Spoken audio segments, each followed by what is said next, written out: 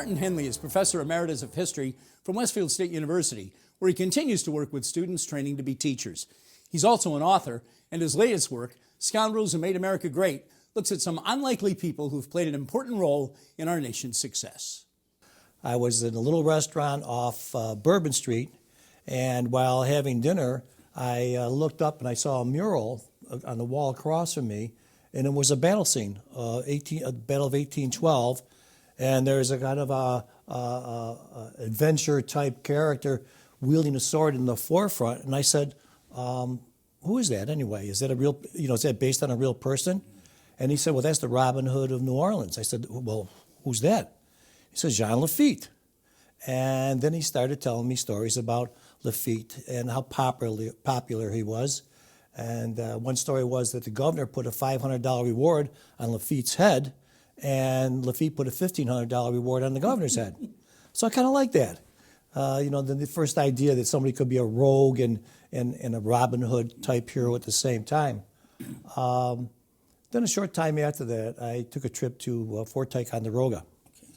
And I'm reading the placards. It's a beautiful place. Have you ever been up there? I have. It's a beautiful place. Really, quite experience to go there. And one of the placards was about Benedict Arnold, who, of course, is synonymous with traitor, and that's about all I knew about him. And it was describing the Battle of Elkhor Island, which I had never heard of, and how he basically stopped the British invasion cold.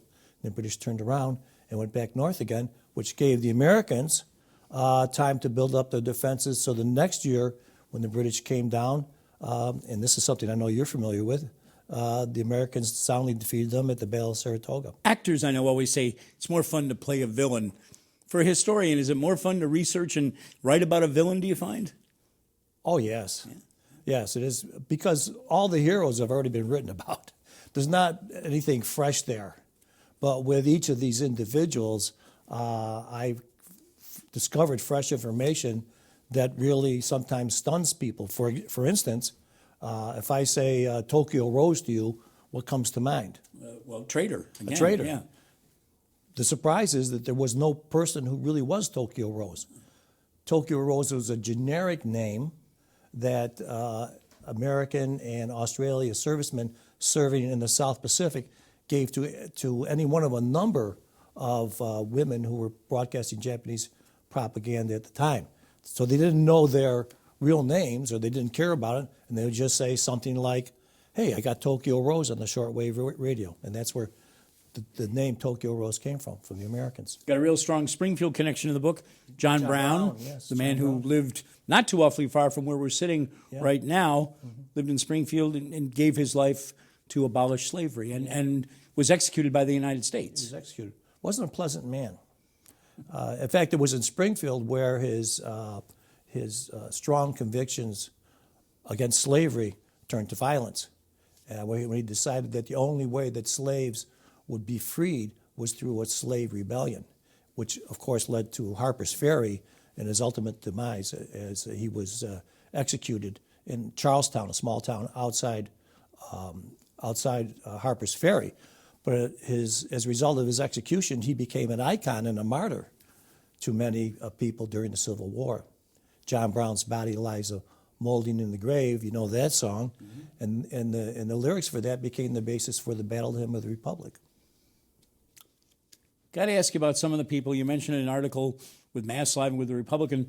Some folks you thought about, but didn't make it into the book. Yeah. And Geronimo, the great Apache Indian leader. Yeah, you looked at. Yeah, I thought he would. I really wanted to get a Native American in there, and but Geronimo was a murderer. He murdered a lot of Mexicans and Mexican families, and he did achieve a good deal of notoriety in the United States, but he was a bad guy.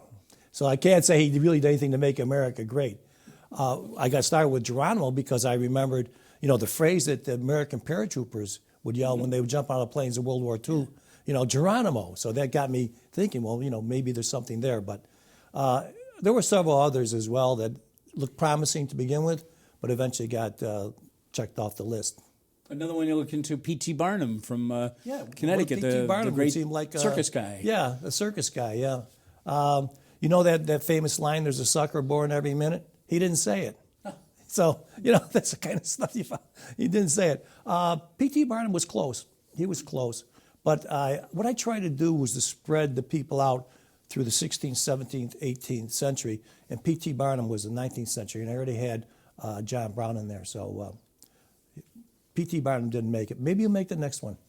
It sounds like, well, you got a lot of material. Yeah. So already in the back of your mind, maybe not so much the back of your mind, possibility of a sequel, because there are a lot of scoundrels who I'm sure contributed to our country. That's true, but I don't think so. I think I need to focus on something that's less biographical.